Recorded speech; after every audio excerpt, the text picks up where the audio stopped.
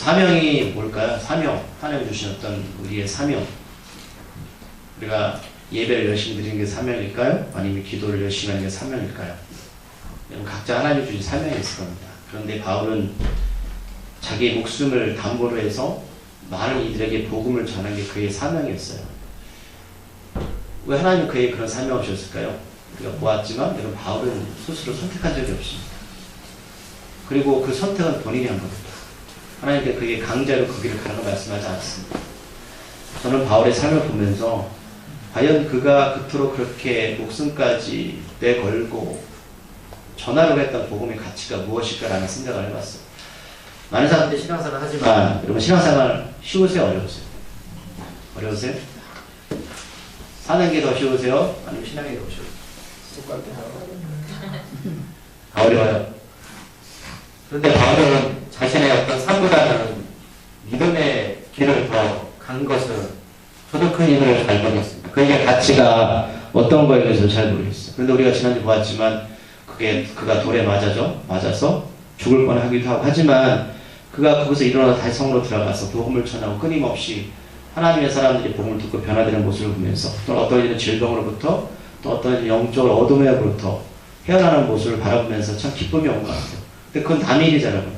내일이 아니잖아요. 내가 복음을 전한다고 통장에 돈이 쌓이는 것도 아니고 그렇다고 해서 나를 사람들이 뭐 존경하고 존중하면 세상에 권력도 없는 것도 아니고 여러분들 우리가 구하는 그런 것들 있잖아요. 그런데 그가 그토록 찾아 헤맸던 복음의 가치성 나보다는 주위에 있는 사람들이 변화되는 모습을 바라보면서 기뻐했던 그 모습이 우리에도 있을까라는 생각을 해보았습니다.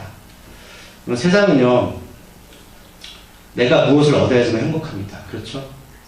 내 자녀가 잘 되고 무엇인가 내가 노력한 것이 잘 될 때 행복해요. 그래서 내 중심으로 살아가는 게 인생인데 바울은 그런 길을 가지 않았어요.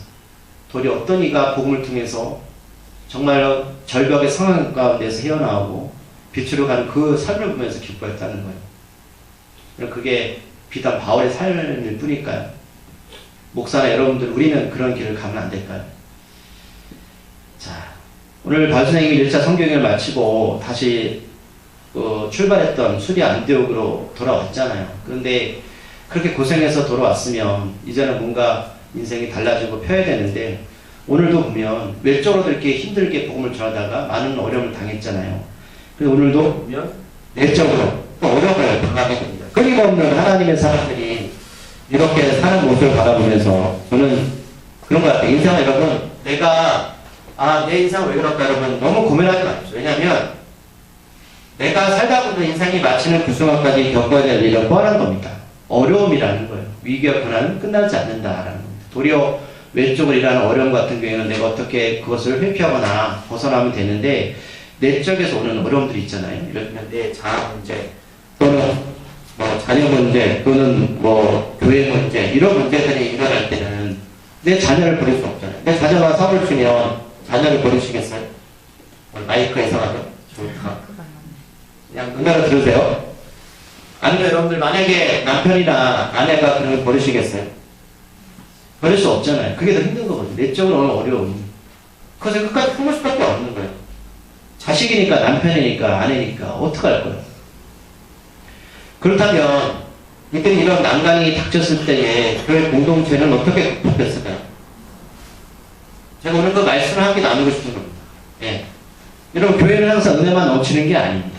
여러분 한국교회 보면 여러분 서울에 있는 몇몇 교회는 난립니다. 큰 교회가요. 말씀드렸지만 뭐 나누어서 예배드리고 치고받고 싸우면서 자기가 옳다 그르다 그런 일들이 벌어지거든요. 오늘 말씀에 어떤 내적인 문제가 터지냐면 1절 후반절을 보면 그 바알과 바느바가 힘들게 안디옥 교회에 쉬려고 하는데 어떤 사람들이 와요. 근데 어떤 사람들이 이제 중반에 보면 어떤 사람들이 나타나는데 그 어떤 사람들은 그리스도인들입니다. 근데 이제 먼저 말씀드리면 그는 어떤 사람들이냐면 바리새인이었다가 예수 믿었던 사람들입니다. 그러니까 굉장히 율법주의적인 사람들이죠. 그러니까 우리가 이런 예수님을 오늘 갑자기 믿었다 해서 우리 삶의 과거가 다 없어지는 게 아니에요. 제가 말씀드렸지만 어떤 분은 무당이었다가 예수 믿은 분이 계시거든요. 근데 그분은 찬양을 부를 때 굿하듯이 불러요. 이해 가시죠? 네. 어떤 분도 어르신들은 할 때 뭐 옛날에 시카는 이렇게 부르신다 이렇게. 저도 옛날에 예수 믿고 처음에 찬송 부를 때 트로트 부른다고 그랬거든요. 그런 것들이 그냥 잊혀지는 게 아니라 그런 것들이 내 몸에 배였기 때문에 그것이 옳다고 말하는 것이죠. 그래서 바리새인들, 그 그리스도인들, 바리새인이었다가 얼마나 철저하게 하나님의 말씀을 지켰던 사람입니까? 그리고 율법주의자들이 예수 믿게 됐는데 안디옥교를 보니까 이것들이 하는 짓거리들이 내가 왜 믿음이 은혜가 없는 거예요. 이방 그리스도인들. 그래서 와서 뭐라고 말하냐면 너희들 할례 받아야 된다는 거예요. 그 다음에 두 번째는 모세 율법대로 행해야 된다. 이건 마땅하다는 거예요. 그러니까 은혜로 구원받는 건 맞지만 할례가 뭐죠? 남자의 성기 표피를 자르는 거잖아요. 이 행위하고 하나님 율법을 지켜야만 구원받을 수 있다라고 이렇게 말하는 겁니다. 근데 엄밀히 따지면 이 소리는 틀린 소리는 아니죠. 아니죠. 그럼 교회 와서 여러분 집사님 당신이 하나님께 구원받으려면 새벽기도 빠지지 말고 하세요. 이게 틀린 얘기예요. 맞는 얘기잖아요. 금식기도 꼭 해야 됩니다.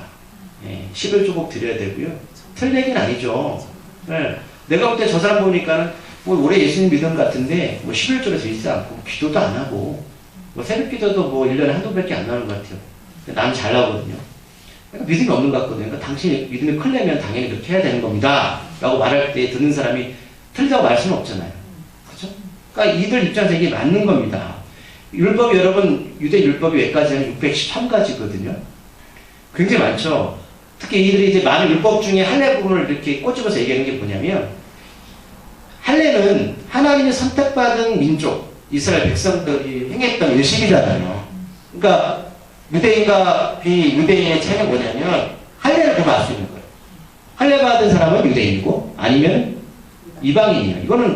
이거는 뭐 그냥 절대적인 겁니다. 하나님이 아브라함 때부터 약속하신 거잖아요. 그러니까 당신이 구원받았어도 할례를 받아야 되는 것은 모든 율법 가운데 이렇게 특출나다는 거고 내가 하나님의 선택받은 백성이어야 되는 거예요. 그러니까 여러분들 예수 믿어도 이걸 꼭 해야 된다는 것도 있죠. 그럼 예수 믿고 뭘 꼭 해야 되죠? 뭘 해야 됩니까? 여러분 그런 생각도 안 하고 사시는 겁니까? 또 신앙에서 어떻게 하시는 거예요? 예? 자, 2절에 보면 이런 문제가 터졌을 때에 바울과 바나바는 믿음이 있고 안디옥 교회는 굉장히 은혜 넘치니까 그들 잘 다독거리면서 은혜스럽게 갔을까요? 2절에 보면 어떤 현상이 나타나냐면 적지 않은 다툼과 변론이 일어납니다. 이게 좀 고차원적으로 쓴 표현이지만 쉽게 말하면 여러분 싸운 거예요. 뭐 싸운 거지 별일 있습니까? 네가 맞다. 뭐 싸운 겁니다. 예. 근데 우리가 여러분 싸움 안 하시죠? 절대 싸움 안 하시죠? 하시죠? 그럼 여러분 싸움이 나면 어떻게 결론이 날 때 이게 평온해지나요? 한쪽이 직원을 인정하면 이거는 싸움이 끝나는 거죠. 만약에 그게 안 되면 평생 가는 겁니다. 여러분 싸움이라는 것은 한쪽이 인정해야 되는 거예요. 내가 잘못했어. 당신만 오라. 이렇게 해야지 여러분 문제가 해결되는 것이지. 절대 여러분 네가 맞아 내가 맞아 해가지고 그렇게 서로 맞는 입장에서 여러분 대립이 되면 절대 싸움은 끝나지 않습니다. 오늘 성경에 보면 이 싸움이 끝나지 않았어요. 왜냐하면 결국은 이렇게 싸우다가 방법이 도출되지 않으니까 어떻게 하냐면 안디옥 성도들이 바울과 바나바와 몇 사람을 형제들 선택해서 예루살렘에 있는 사도 교회 장로들에게 보내는 거예요. 만약에 안디옥 교회 자체에서 이런 싸움이 났을 때에 해결되었다면 보낼 필요가 있습니까? 없습니까? 없잖아요. 그럼 왜 예루살렘 교회에 보낼까요? 거기는 예수님의 제자들이 있습니다. 그리고 엘더 장로들이 있거든요. 그러니까 교회에 어른들이 있으니까 보내는 겁니다. 그래도 주님과 같이 했다 3년 동안 같이 했다 11자제는 예수 그리스도의 마음을 알 거 아닙니까? 뜻이 어디 있는지. 그러니까 당연히 가서 물어보는 게 합당하다고 결론을 낸 것 같아요. 그러니까 이렇게 싸움이 나면 여러분 절대로 교회 공동체 안에서는 해결되지 않습니다.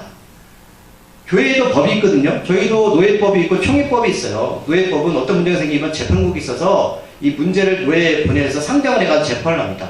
그렇게 안 되면 또 총회, 더 상위기관의 총회에 재판국이 있습니다. 거기서 또 법적인 거를 또 싸워요. 그러니까 세상법에 이전하지 않고 이렇게 하거든요. 그러니까 법은 있어야 되거든요.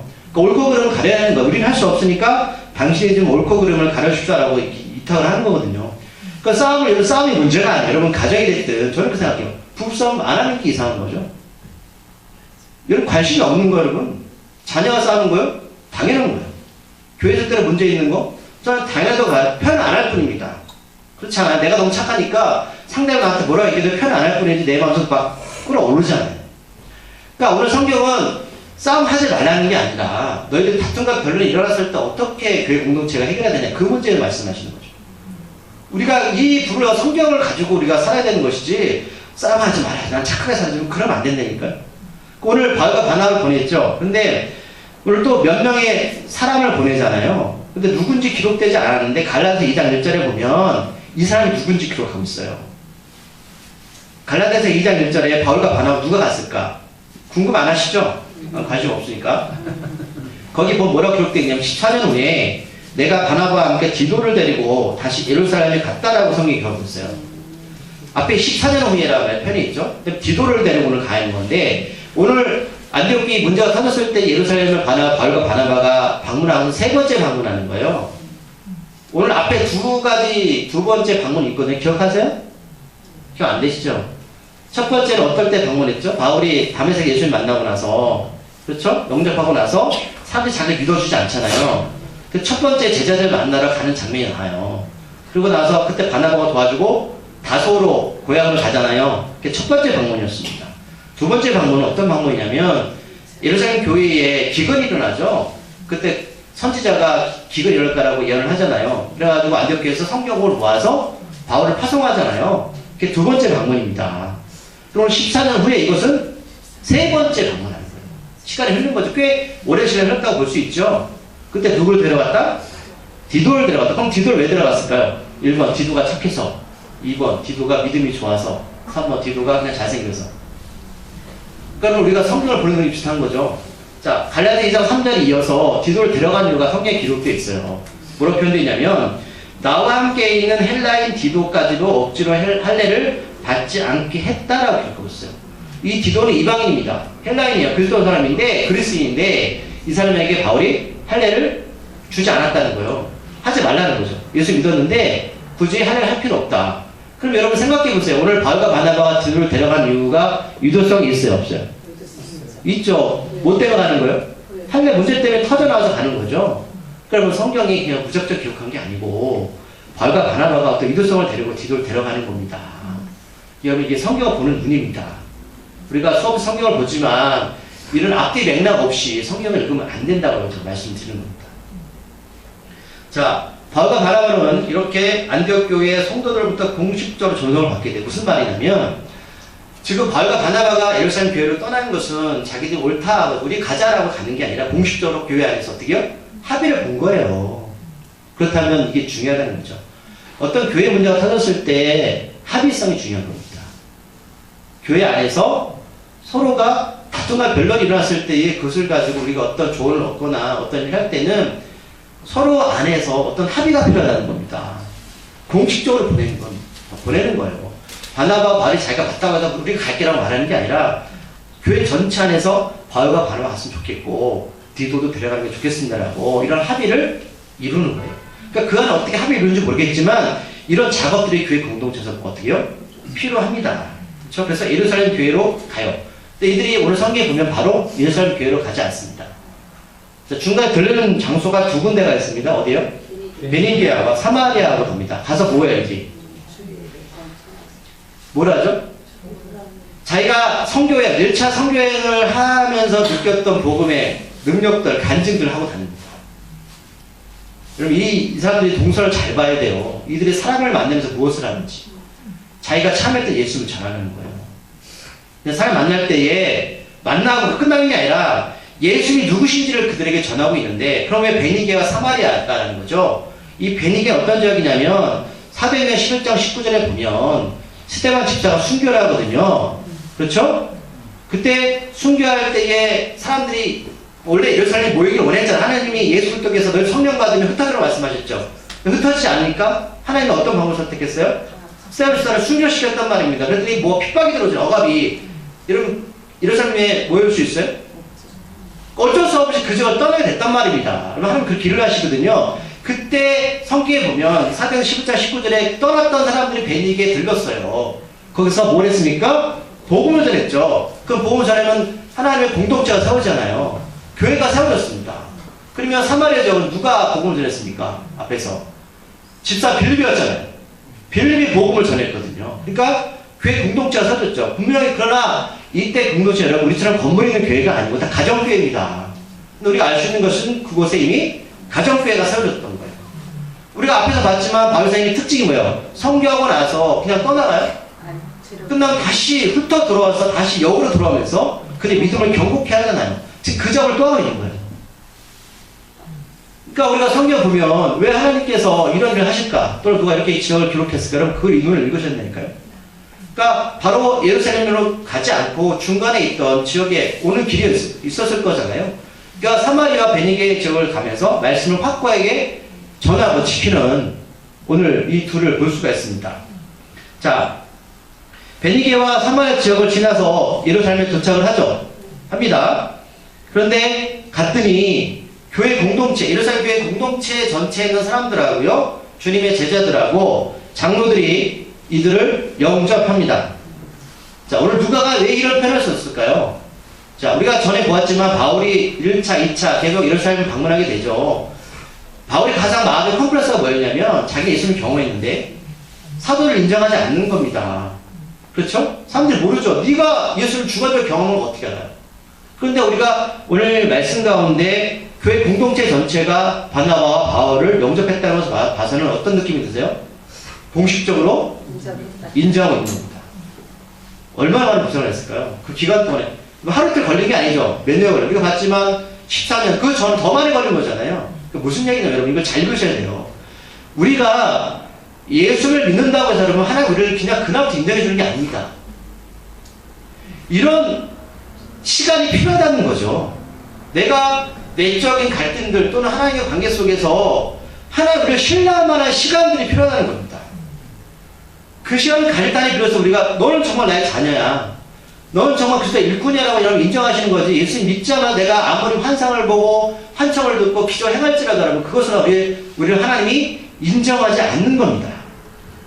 그 시간이 어떻게다? 필요하다는 이야기죠. 여러분들 언제 예수님을 영접했는지 모르겠지만 오늘 바울도 여러분 수십 년이 걸렸습니다. 그렇죠? 그 시간이 필요하다는 얘기예요. 자, 하나님 일을 하고 싶지만 오늘 바울은 그 부분 때문에 굉장히 사람들 때문에 갈등이 있었고 어쩌면 하나님은 그 시간 통해서 바울을 다듬으시고 경험케 하셨다는 것이죠. 그러니까 하나님의 사람과 살아가는 동안 여러분 하나님께서 쓰임 받을 때까지 이런 과정들의 시간이 필요하다는 겁니다. 그러니까 우리가 예수 믿고 나서 때로는 고난과 역경이 있잖아요. 근데 그것이 하나님 보실 때는 쓸모없는 시간이 아니라 그걸 통해 나를 다듬어가는 시간이에요. 인정하십니까? 저는 이 바울의 시간을 이해할 수 있을 것 같아요. 저도 그랬거든요. 하나님이 그 시간을 그냥 허비하게 두지 않아요. 자, 예루살렘 교회 와서 이들이 무엇을 할까요? 바울과 바나바는 똑같이 자신들이 겪었던 일들을 간증하죠. 야, 이 사람은 참 안디옥 교회 와서 똑같은 일을 했잖아요. 그리고 베니게와 사마리아 지역을 지나면서 했고요. 오늘 이 사람 교회 와서 똑같이 간증하는 거죠. 오랜만에 만났는데 세상 이야기를 해도 충분한데 그런 이야기 하지 않습니다. 자, 4절 5절을 보면 이 일을 어떻게 했다고 오늘 성경 기록하고 있냐면 하나님께서 함께 하셔서 행한 일이라고 증언하고 있습니다. 이게 여러분 이게 간증이에요. 만나는 사람마다 결국은 하나님이 어떤 존재인지를 그들에게 알려주는 겁니다. 이게 우리 여러분 사명입니다. 그런데 안디옥 교회에서 문제가 일어난 것처럼 그들이 왔던 이유를 말했을 거 아닙니까? 그런데 가자마자 회의가 있었던 것 같습니다. 그런데 교회 안에 있던 오늘 명확하게 바리새파 중에 예수님 믿는 여러 사람이 일어나서 바울과 바나바를 못마땅히 여긴 것 같아요. 그렇죠? 그래서 뭐라고 말하냐면 이방인들 할례와 모세 율법을 지키도록 하는 것이 맞다라고 이렇게 주장을 합니다. 그러니까 오늘 안디옥 교회에 누가 이 사람들 보내냐고 추측해 보면 이 사람들이 보낸 거예요. 같은 바리새 그리스도인들이. 그렇죠? 그러니까 똑같은 이야기를 좀 반복하면서 말하고 있죠. 그러니까 이 사람들이 지금 계속 이 주장을 굽히지 않고 있는 겁니다. 그러니까 교회원 여러분 이렇게 주장하는 분들은 잘못된 게 아니고요. 그럴 수 있습니다. 제가 말씀드리지만 그럴 수 있어요. 그래서 우리가 공동체에서 어떻게 이것을 풀 것인가라는 것이 우리의 과제죠. 자, 그럼 이렇게 두 세력이 서로의 주장이 맞다고 할 때에 교회 공동체는 어떻게 대처하는 것이 맞을까라는 겁니다. 자, 오늘 6절에 보면 먼저 어떻게 이들이 대처하냐면 사도와 교회 어른들이 모입니다. 그렇다면 제가 늘 강조하는 거죠. 여러분 교회는요 어른들이 있어야 됩니다. 어떤 어른이냐면 감 믿은 사람이나 교회 공동체 이론들이 존경할 만한 사람들이죠. 아무리 예를 들어 장로를 할 때는 앞에서 막 어떤 얘기를 해요. 우리 마음속에 다 있어요. 너나 잘하세요. 그렇게 되면 이야기가 될까요? 안 돼요. 그러면 결국은 교회에 어른들이 있다는 것은 뭐예요?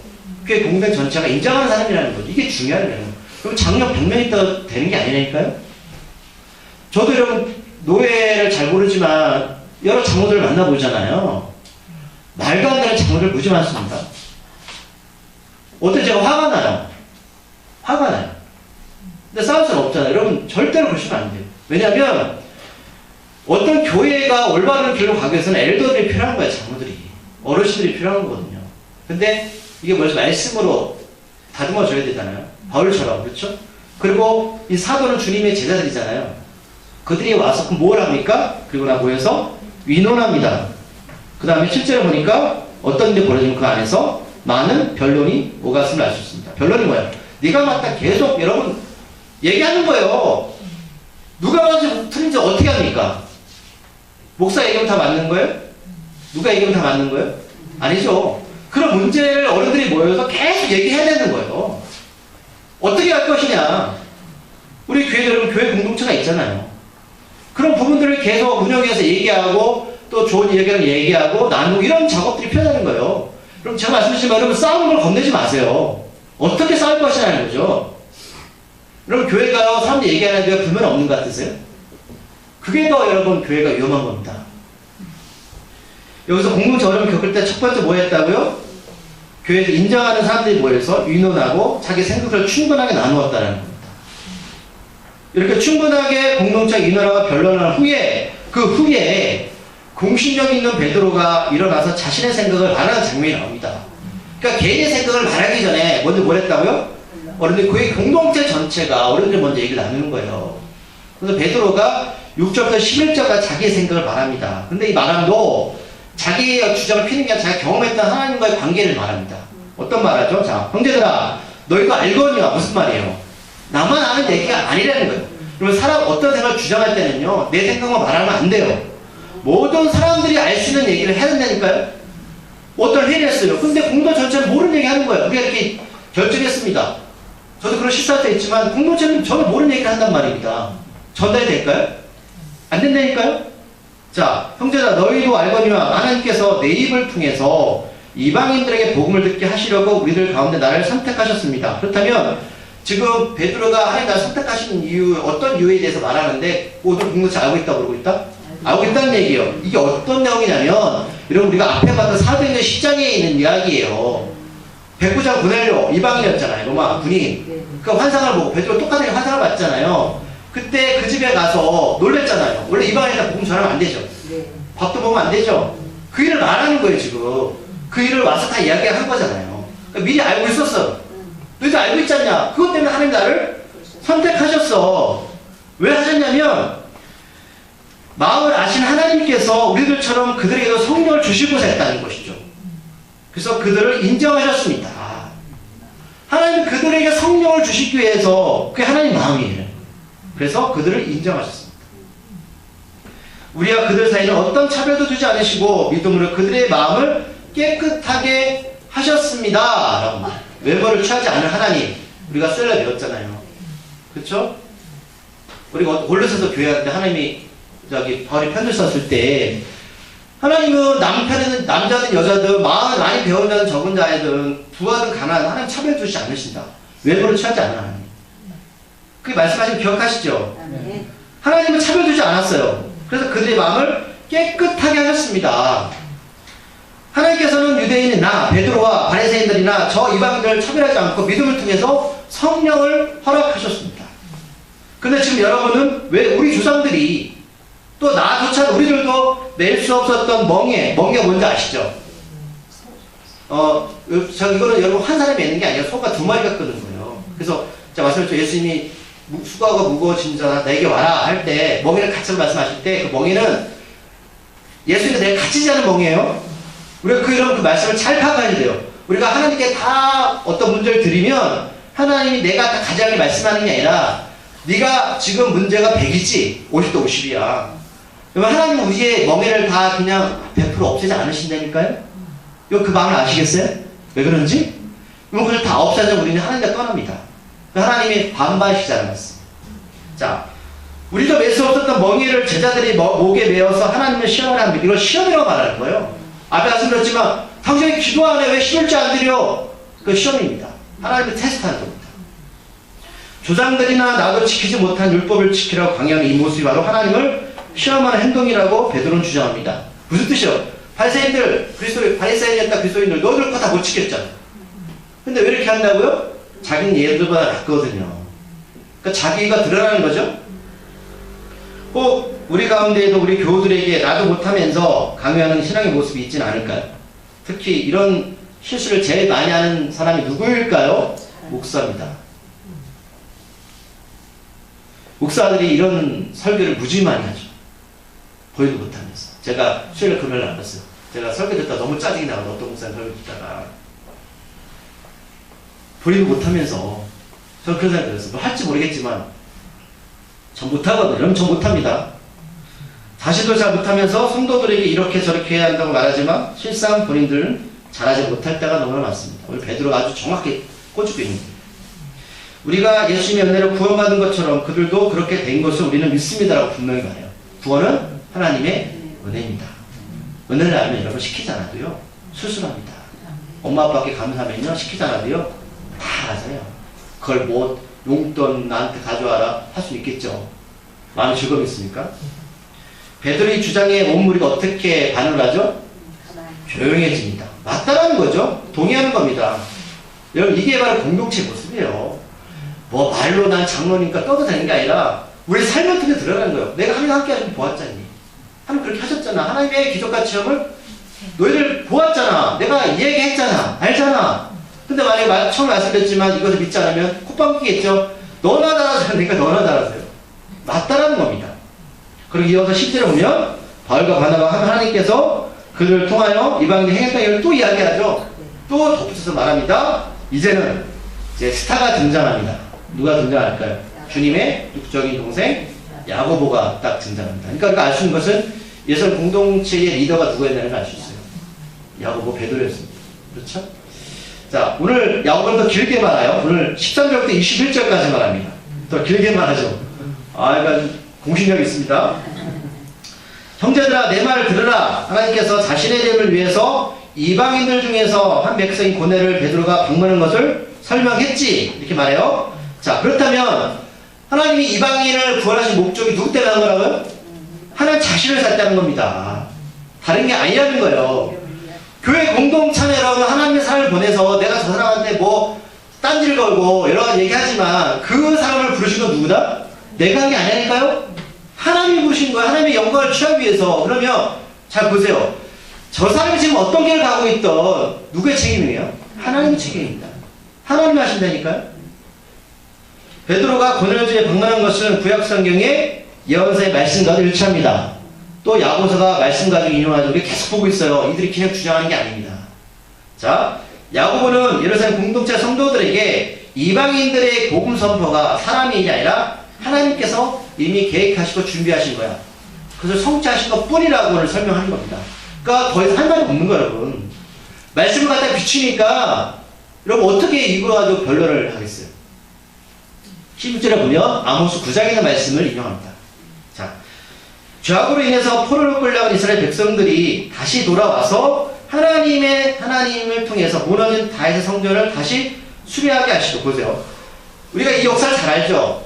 이스라엘이 여러 나라에 침략을 받았어요. 그리고 다윗 성전도 바벨론에 보내졌습니다. 근데 포로 끌려 다시 70년 만에 돌아오거든요. 그런데 이 성전을 누가 수리하신다고요? 하나님이 하신다는 거예요. 그렇다면 제가 질문을 던질게요. 자, 오늘 성전이라고 말하실 때 성전은 해롭 성전이 아니죠? 해롭 성전도 AD 70년에 무너졌어요. 예수님이 3일만 다시 세운다고 말씀하셨어요. 이 성전은 건물입니까? 아니죠. 그리고 예수님께서 승천하시면서 제자들한테 너희들 성령 받으라고 말씀하셨죠. 이제 교회가 어떤 게 교회입니까? 성령 받은 사람이 교회죠. 그렇죠? 이 의미를 잘 읽으셔야 돼요.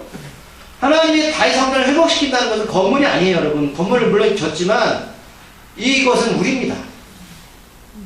하나님의 사람들입니다. 그래서 하나님이 세우겠다라는 거예요.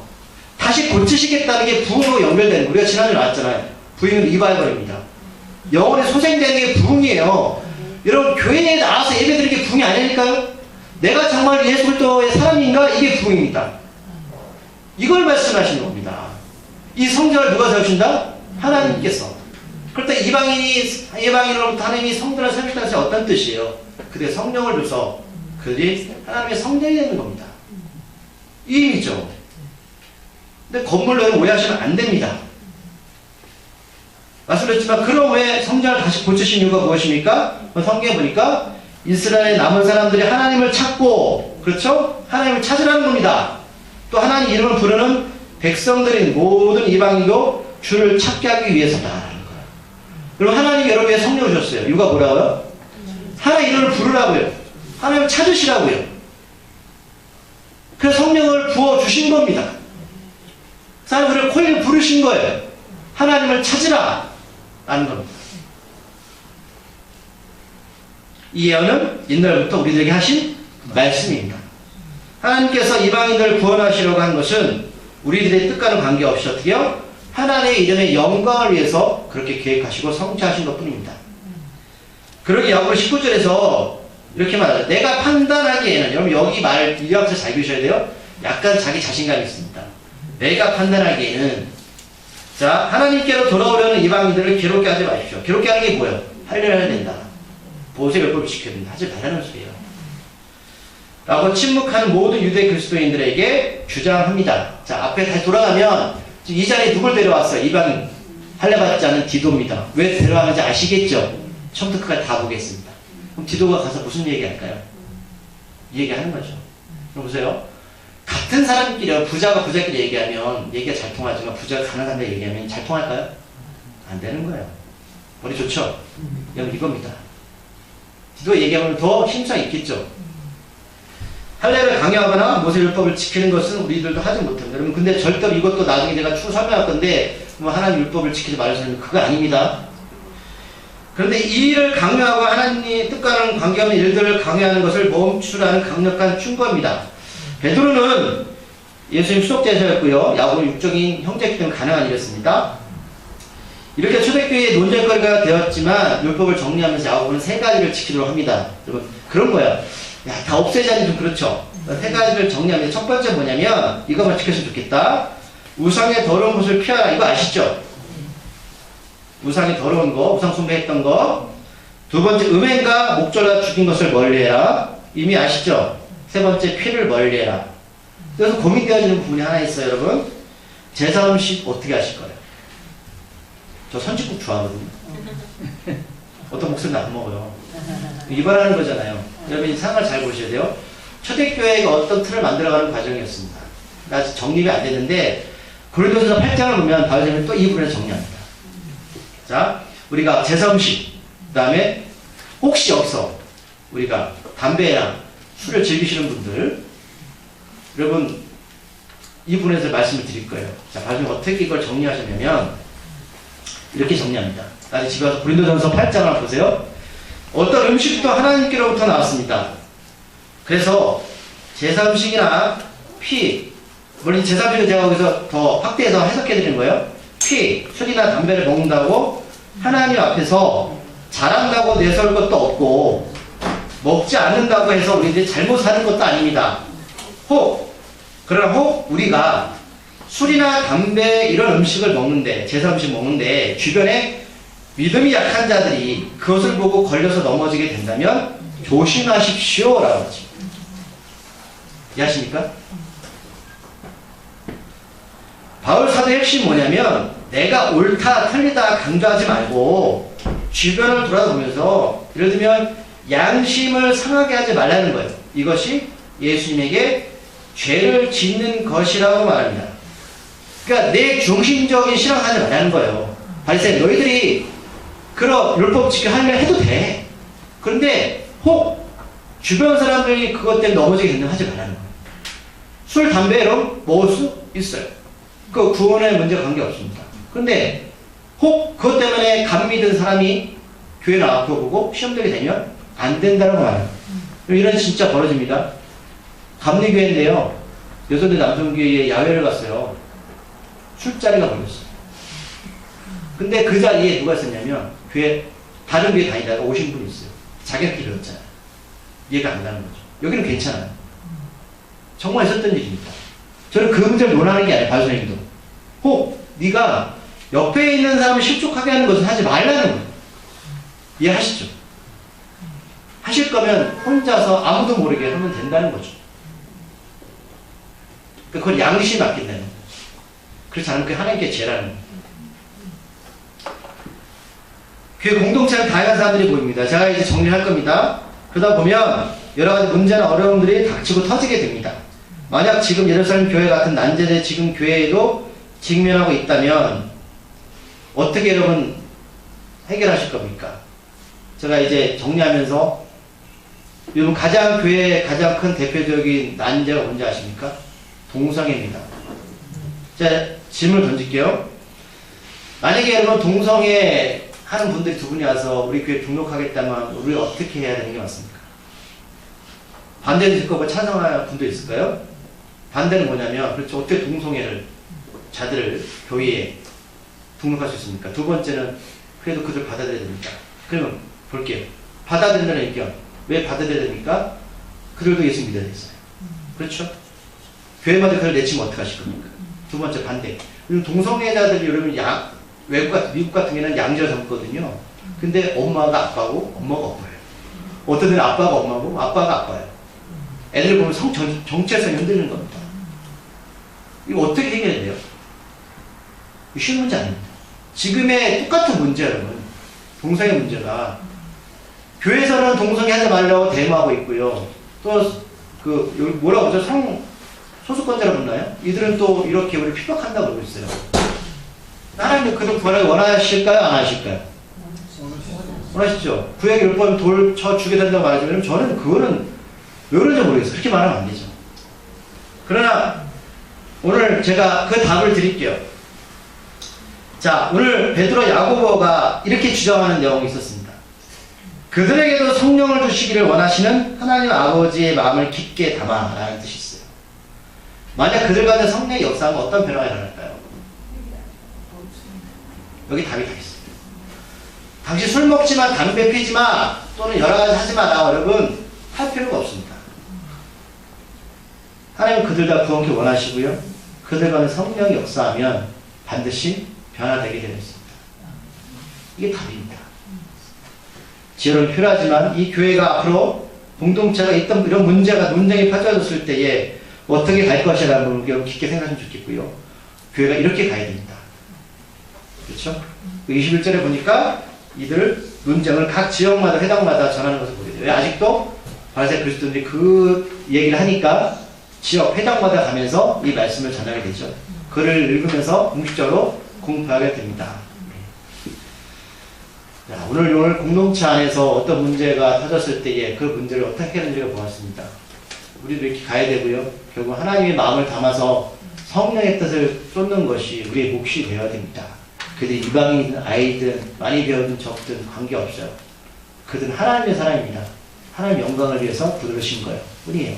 그렇다면 내가 책임지는 게 아니에요. 하나님께서 자신을 위해 책임지십니다.